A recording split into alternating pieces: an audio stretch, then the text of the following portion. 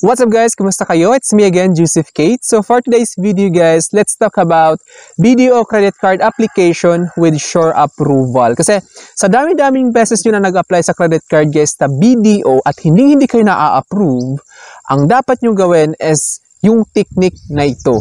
Kasi guys, kapag nag-apply kayo ng credit card sa BDO, pahirapan sa dami ng requirements. Totoo, napakahirap talaga ma-approve sa BDO. Secret lang natin to. Maybe mataas yung standard nila. Pero the top secret shall be revealed for today's video.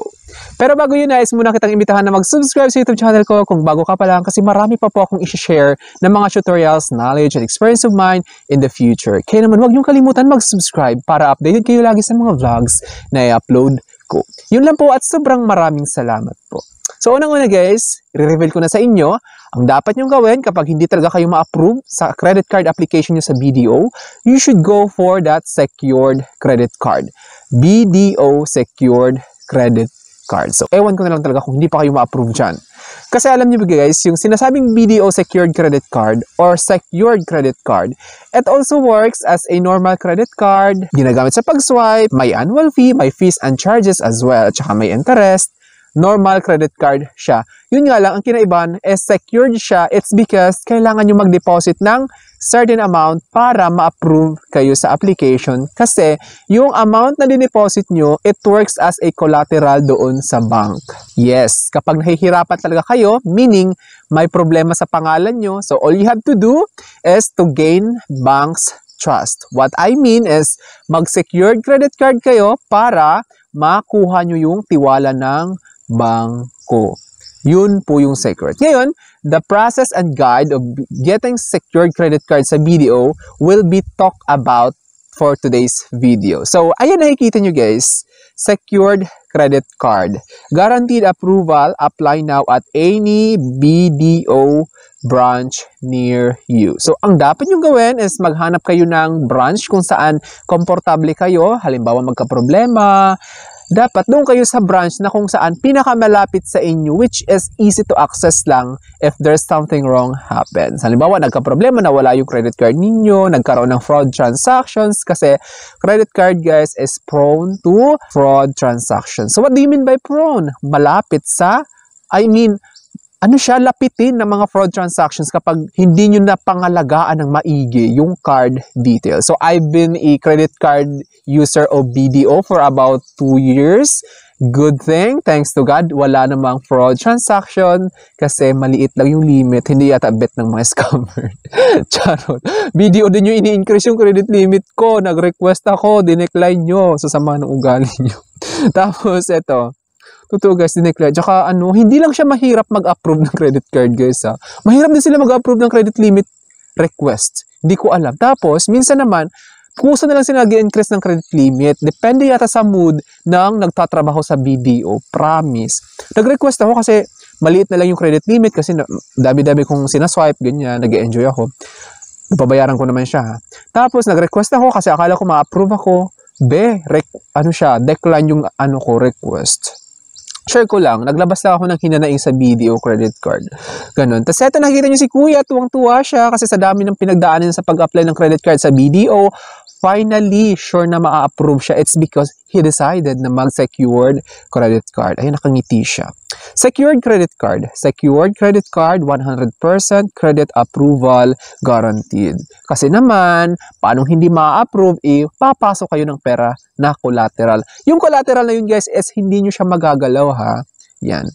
Why choose BDO secured credit card? Bakit dapat nyong piliin yung BDO secured credit card? So ito na guys. 100% credit approval. Simply visit a BDO branch and open a BDO savings or time deposit account with at least 10,000 initial deposit. So, ang kailangan nyo i-provide guys is 10,000 pesos cash. Kailangan ipasok nyo yan sa savings account niyo or sa deposit account, which is i-hold siya kung hanggang kailan na ginagamit nyo yung credit card na i-approve or i-issue sa inyo. Dapat, huwag nyong ipa-hold out. It's because ika-cancel yung credit card nyo.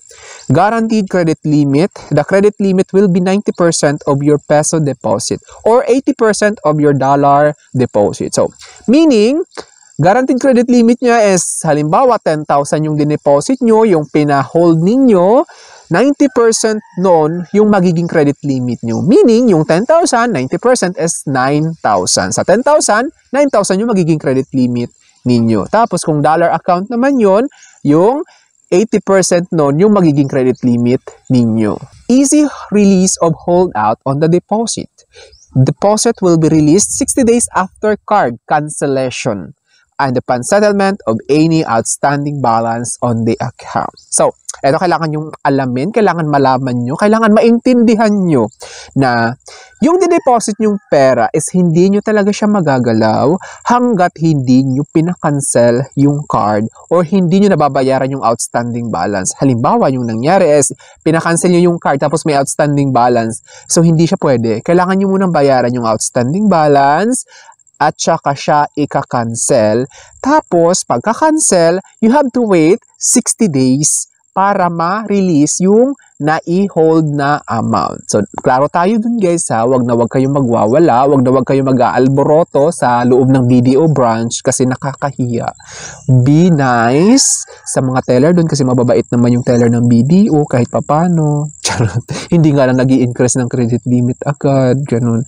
Easy release of holdout on the deposit. So, easy daw siya. So, you have to wait lang 60 days. So, saan yung easy dyan? Charot lang. So, yun nga. Malinaw tayo dun ha. Wait kayo. Then, application requirements. 21 to 70 years old for principal and at least 13 years old for supplementary card holders. Applicant must be a Filipino citizen or a foreigner who is a resident of the Philippines. Then, mobile number or one landline number and other residence or place of work. So, parang yung contact number nyo sa bahay or di kaya sa trabaho. Kasi, parang pag may kailangan i-contact sa inyo, doon sila tatawag. Of course, hindi naman pwede na hindi kayong magpipirma-pirma doon kapag nag-apply kayo, may mga pinipildapan kayo doon. Accomplished credit card application form. Accomplished deed of assignment available at any BDO branch. Then number 3 is yung hindi mawawala, yung proof of identification for both principal and supplementary applicant. So, if you are planning na mag-apply ng supplementary card under the principal credit card, the difference between principal and supplementary is the principal is the mother credit card. Then yung supplementary is kumbaga yung anak niya. Ganun siya. Then kailangan ng proof of identification both. Kung gusto mo applyan ng supplementary credit card, yung principal credit card mo. Sa Filipino naman is any valid photo-bearing identification document, front and back. Government issued ID, example, Philippine Identification System or PhilSys ID. So good thing guys, tinatanggap na yung Philippine Identification System, yung PhilSys, kasi dati tinatanggihan nila yan. Ngayon, kasi may memorandum yung PSA yata na magkakaroon ng fine yung mga business or bank establishments na hindi i-honor yung ganon. So ngayon, ino-honor na nila, natakot sila. Kung hindi pa sila takutin. Passport, driver's license, SSS, ID, etc.